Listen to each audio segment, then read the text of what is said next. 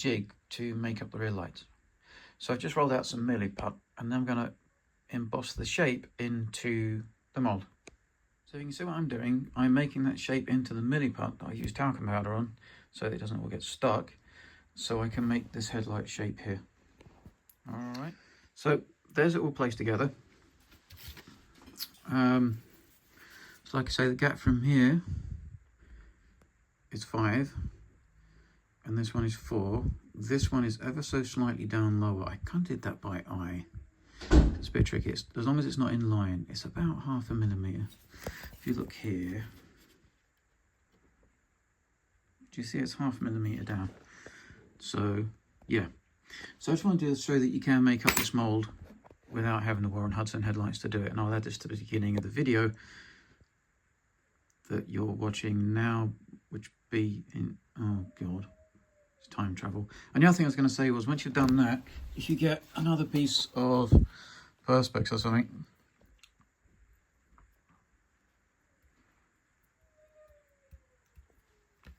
and just, sorry, the kids are on holiday, and then just press it all down so it's flat. And then this still works with the 0.8 millimeter wire that I'm going to use later in the video. Oh, by the way, earlier in the video, try to avoid the rock on the road going back home, because it'll save you destroying your sump. Bollocks. Oh, and PS, that's with the wire removed, and I've just made sure that everything's level and lined up. I'm actually leave this to dry now, and it'll do exactly the same as my one that I took off of these lights. So you can make this without having the Warren Hudson lights, all right? Or else this tutorial will be absolutely pointless. So they should work. I mean, once that's dry, it's perfect. Perfect. What does that sound like? Oh yeah, somebody just made my petrol go up. I made up a jig with miliput to see if this would work to make up the rear towel guards for the Challenger 2. They're a bit weird. They're not even. One side is slightly higher than the other side is a lot higher than the other. So I made these jigs out of the actual lights in miliput. Miliput is high temperature clay, and solder doesn't stick to it. So there we go. And then I left this one to show me what length it needs to be bent. I just thought I'd quickly show you how you braze it. So cut this all to length, and I'll do that, and then I'll show you how to braze it. Just get a file and flatten off the ends. So I've just cut it all out. It doesn't have to be accurate sizes, but just file the ends. I'm using this solder paste. You can get Carl's solder paste low melt. That's a bit more expensive. This is just electronic solder paste. I think it was 250 degree, and I'm going to braze it. All right. You see what I'm doing? I'm just literally, doesn't matter if it's too much, dipping it in, and then, oh, can't do this one hand, but then you butt it up onto the thing. Right, and there we go. So it's just that. And now I just heat it with my blowtorch. You can probably get away with heating this up as well with a soldering iron, just holding it on the metal. So basically, not too hot. Try to set your mat on fire. To go to nice silver, and there we go. But that's how you braze it. Well, the jig seems to work, and it doesn't melt because it's high temperature. I've just got to use this one to bend them both. I'm slightly worried about that. Just got to work out where to grip them to bend them so I don't break the solder.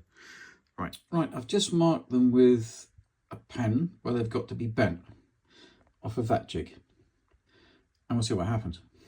I'm going to let that chalk marker cure for a minute. I'm going to try and bend them so I hold this bit with the pliers so it doesn't come off here. Then I bend the legs. I bend the legs.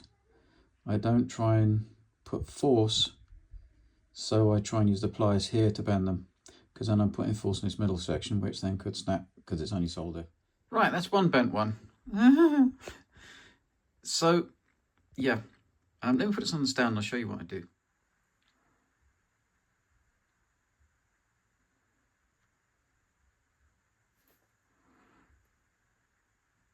So you would do that. Okay, but I should have made these longer, because it's really hard to do this if they're a bit short. Right, there's the finished guards. I'm going to tidy them up on the tank. Welcome to the Mr. Tank Lots assembly line for Challenger 2 rear light guard. I've been doing this and it's been driving me slightly crazy. I've managed to get a couple of okay ones, but I want to see if I can do this on a continual basis. The light guards on the back of here are slightly bigger than on my Challenger from the templates from Rowan Hudson that I've used. So if you bend them the same shape as the Hudson ones, they'll be too tall. So you've got to bend them slightly smaller because the Hudson ones are proper sized. Schumer, anybody? If anybody's out there listening, can you just make a set of these for the Challenger 2? Schumers do stuff out of nickel, silver and things like that. So I was using it, and you'll see at the other side of this video, I was using brazing to do it, and it worked fine at first, but then it will stop working. I don't understand why. So I thought, well, people might have more of a soldering iron thing going on. So, oh yeah, before I do it, I've got some flux and solder paste. Solder paste should have flux in it, but for some reason this brass I got off the Amazon must be dirty or something. It really doesn't like it. So I'm using some flux as well. Maybe get some proper modelling.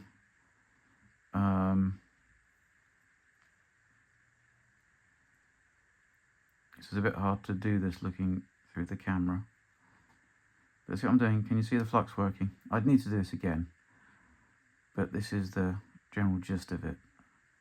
And this is why this little template is so good, because you can hold it around while you're doing it. If you can see that. It's not, this isn't perfect. I'm going to have to go back over this because I'm standing. I've got to literally put my head over it to make sure I'm doing it right, but the camera's there. But that's how you can do it with soldering. I'm not going to lift that out there, but that's what it looks like when it's done. It's easier when they're that way around because it's a lot neater. You have to tidy up a bit there. Tidy them up on the tank. What I found is if you try and tidy these up without them being attached to the tank, and I haven't done it yet, is that you will knock one of these legs off while using sanding. So sort it out when it's on the tank, all right, because then it's being supported by 4 sides and the top as well, so it's being held, then these joints don't have so much pressure on them. Right, let's add this to the video.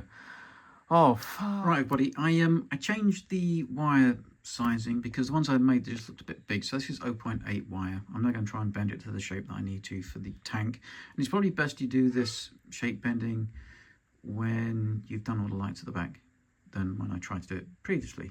But I'm still using the jig that I got off of the Warren Hudson. Right, I'm just using my good old tool, and I'm just removing the moulded on guard with it. See how I'm doing? So be careful. Right, so for the inside one, it'd be easy if I hadn't stuck this on. If I was doing this properly, I would do most of this work without the tank being already done, obviously. But Harry wants it done now, so I'm a bit stuck. So I had to use this one for the inside there, but now I'm just going to get a file and then we're just left with those little nubs where it was. So we're just going to nip those off, and then we're going to shape that with a file. I might nip those off with some sprue cutters.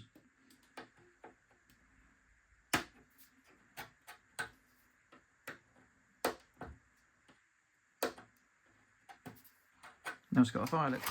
Now I've just got to make up the lights inside. So there's 2 pieces. So I'm going to have to file this all off, being very careful to keep this. So basically just want the cover.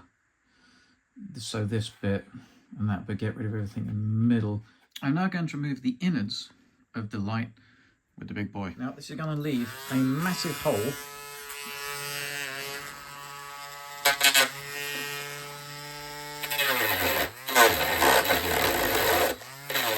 So let me get on with this, and that's the general thing. We'll take that all out.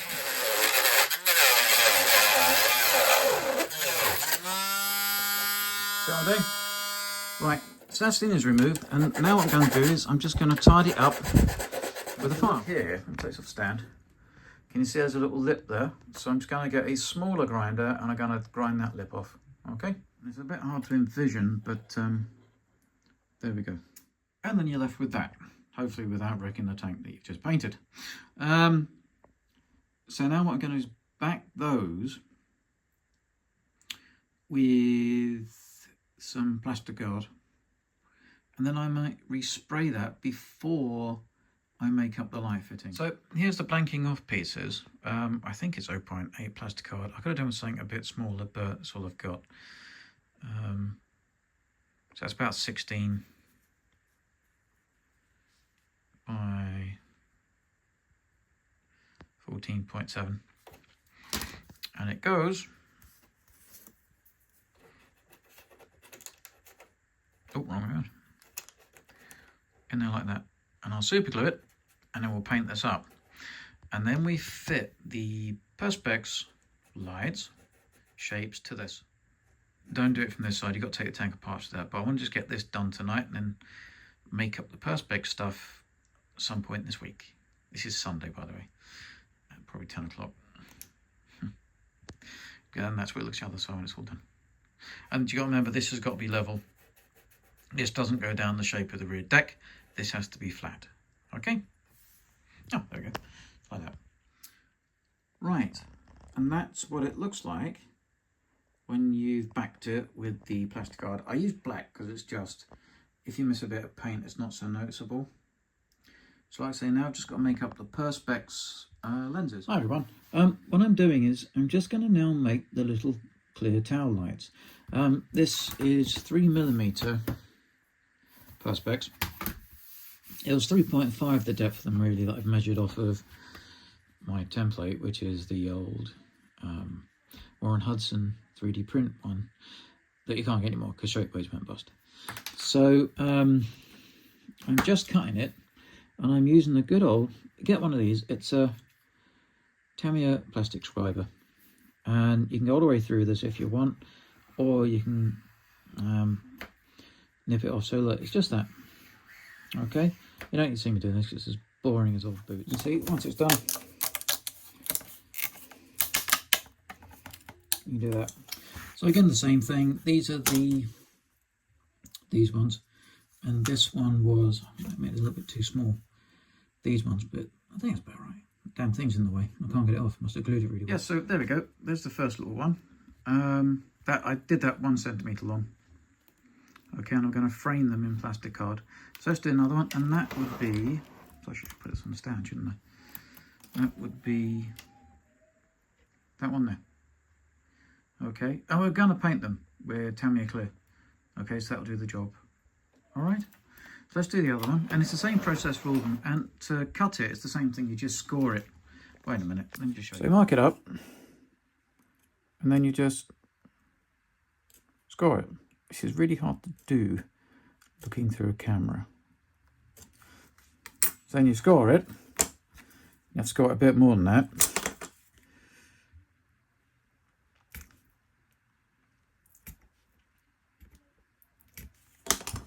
Then just get some pliers.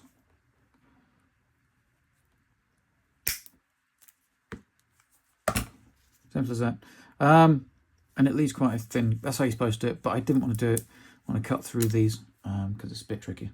I don't think you get a nice as our edge.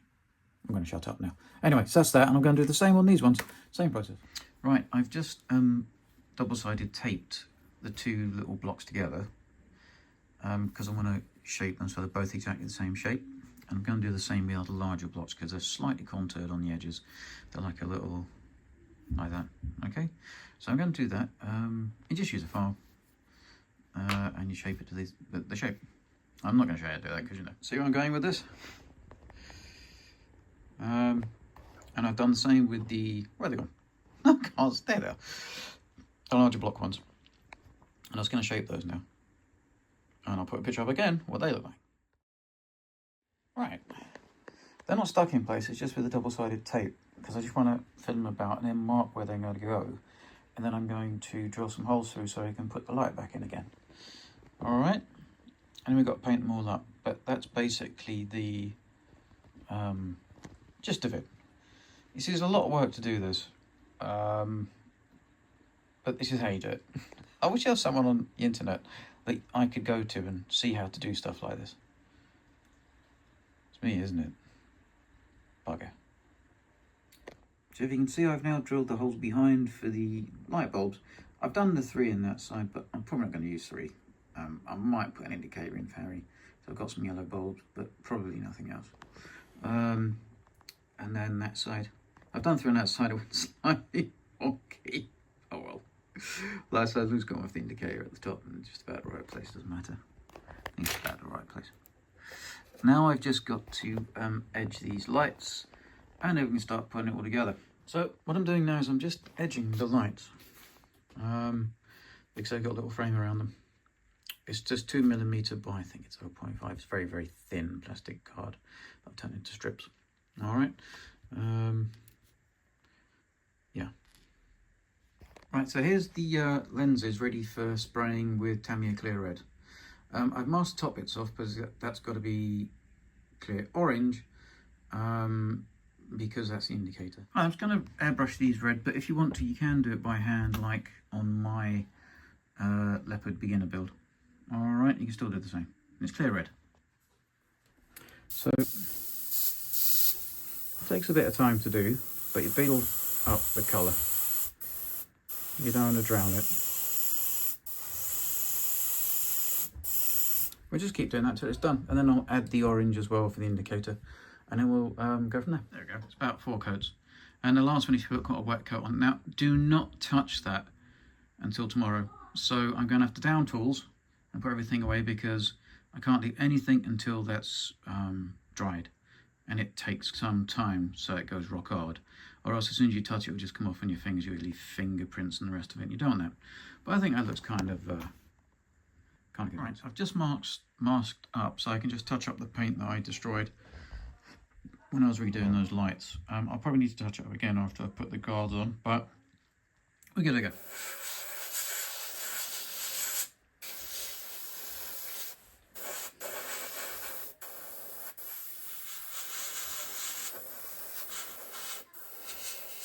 Right, can you see what it is yet? Oh, I shouldn't use that, should I? My childhood has been so destroyed by different things. Anyway, so yeah, and then that's the I don't know if you can see that. That's the ones that go there.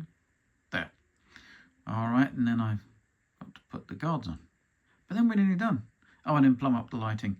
But that's, I can do all that from the back. Yeah. Hi, everybody. I've just been rejigging the rear lights. I realised I made these too big. So then now, where is it? This is with the contour. I should have done this before. 9.1 long and 5.6 wide, and that's much better. And then you put the edging piece around, which is 0.1, 0.2 plasticard. So yeah, right, there we go. I might paint those off the tank actually. I'll just do it by hand with a brush. Yeah, and then we'll stick them on in those positions. It's 4mm from the top there, and this one is 2mm from the top. And this one always seems to be in level with the yellow indicator. It's just below it. Okay, you don't get those wonky because it looks stupid. Boy, this has been a bit of a job. And there we go. I'm done quite yet, but I've just painted them off the tank, these surrounds with filled grey. I've already repainted that filled grey. Oh, and that's the holes I've drilled for the lights if I want to put some other ones in. They're not the best in the world, but you can get a little LED through there. And I can center it out a bit better when it's in there. I can probably do it from the back, to be honest with you. So I'm going to stick these on in a minute when they're dry, and then get on with these guards again. I'm going to try and make them out of smaller metal, so that whole bit of film for this just earlier is probably pointless. Right, so there's the lights attached. There's the holes behind them for the bulbs, so yeah. I wonder, wait a minute. Oh, there we go. It's not the best because I've got to arrange it at the back a bit better. Yes, definitely go with 0.8 brass wire. That was a much pleasanter experience. These, with the thicker wire, you think would be better, but they're not. They just so fall apart so easily. These are in scale actually as well, and I can still use the jig thing that I made, so that's so much easier. Oh dear, lordy, lordy. But the thing is I did this for is to see if I can reproduce these for my Challenger, because I haven't used it much because I'm worried about breaking these in 3D print. Doesn't matter now, I can make them out of this. So fab. A crap day. I've just smashed my sump on a rock that was in the road and I've ripped my sump off. Lucky enough the engine's fine, but I'm going to need a new sump and a load of other stuff done. So if you want to watch this all the way to the end, that'd be really fabulous. Just leave it on repeat play. No, don't do it, you don't get any money for that. Anyway. Oh, what I was going to say is, measure the bends up on the actual tank. That's the best way of doing it, okay? So I'm just marking with a pen where I think I'm going to bend it, and then I'm going to bend it. So it's just that. Ooh. I bent these arms wrong, but I've managed to bend it back with this wire, because this wire is much, much less brittle. I suppose it's because it's thinner. Yeah, size a bit wobbly. I can't be asked to put it on camera. Just primed the light guards with Mr. Hobby Metal Etch Primer.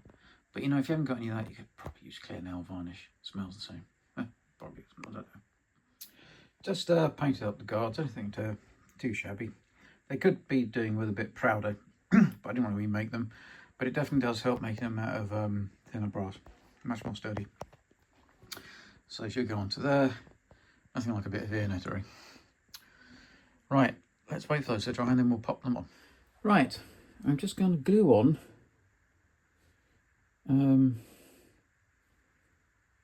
the shield.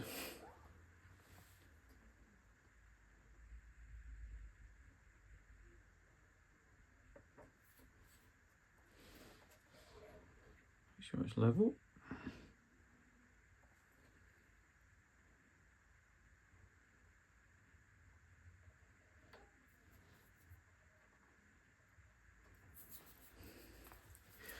There we go, just got to do the other side. I don't think it looks too bad, do you?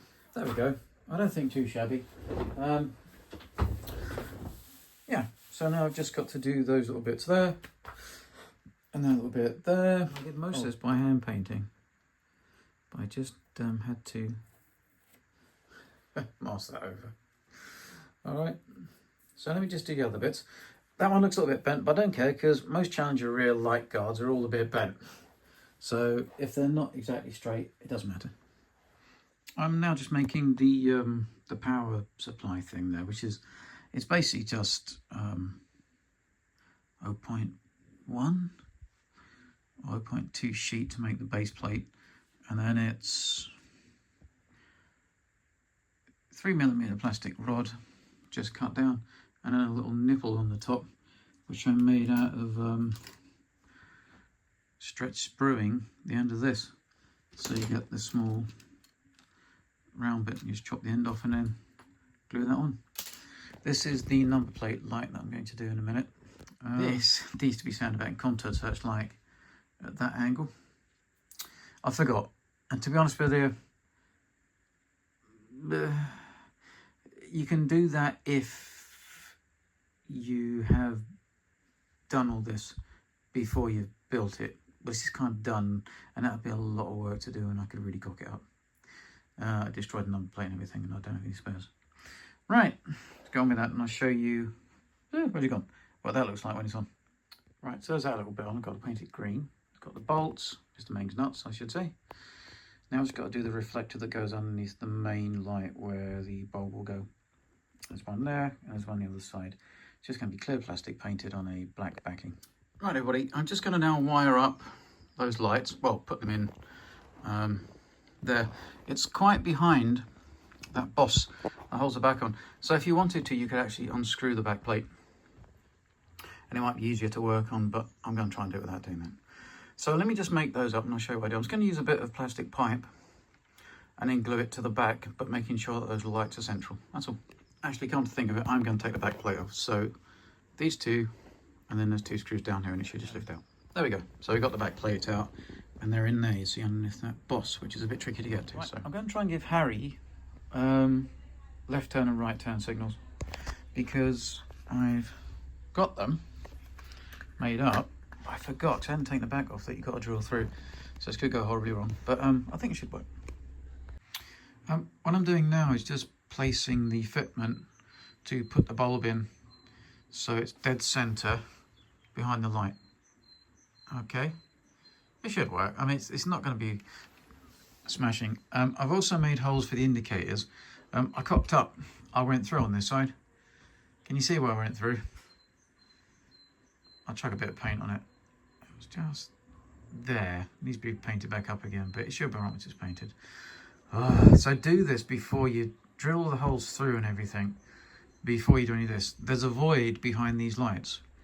So I don't know if they're stuck on afterwards. I can't see any mount points. Maybe they are.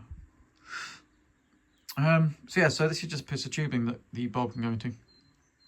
Alright. And it's basically that. So I think it looks alright. I should have put these on backwards, the lights. I should have painted them on one side, then turned them around the other way and had the clear on the other side. I was in such a bad mood yesterday. I just didn't think. So yeah, so I just got to do the side, that side now. Then add the indicator ones, which might look a bit dodgy, but right, I'm now just going to wire in the indicators. On the board, it's these last two light channels is left indicator, right indicator. Get around the right way, but yeah. Oh, and I added some weight to the inside of this to counteract the metal gearboxes because it's not got metal tracks or anything. They're just tyre wheel weights, that's all. Just gives it a little bit more heft and makes the suspension work a bit better. I didn't show it because I didn't think you really want to know about it. So let me just do that. I'll do the old soldering. Make sure when you're doing wires that you put your heat shrink on before you solder all your wires to everything and go bugger. All right, this is going to be one hell of a long video. And I know this seems like overkill, but I always put a little teeny bit of flux on stuff I'm soldering now because it just makes life so much easier. It makes it run properly. They are massive blobs. So I'll do this one-handed. Helping hands help as well. There's a bit of flux on there. I'm going to put solder on the soldering iron, which is probably a bad way of doing this, but let's quickly show you. It's a bit of flux.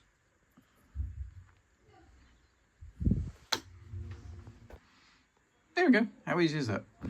Oh, and if anybody wants to know what these connectors are, you can buy them. They're called DuPont connectors. Sounds like it should be out the Fresh Prince of Bel-Air, doesn't it? DuPont.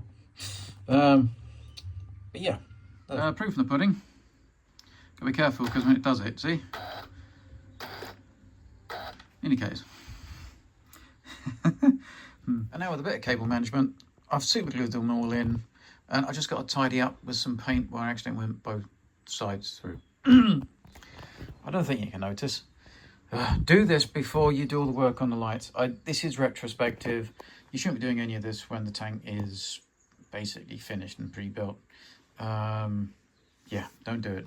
But that's how you do it if you're building it. Right, everybody. The finished article. So,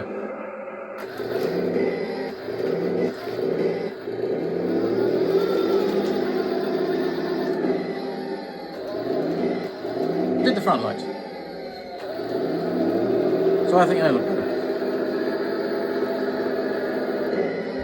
Shall I show you?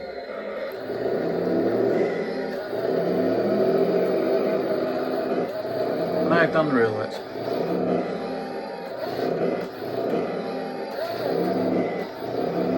Let me take the barrels off so you can see them a bit better. I'll bring this camera down.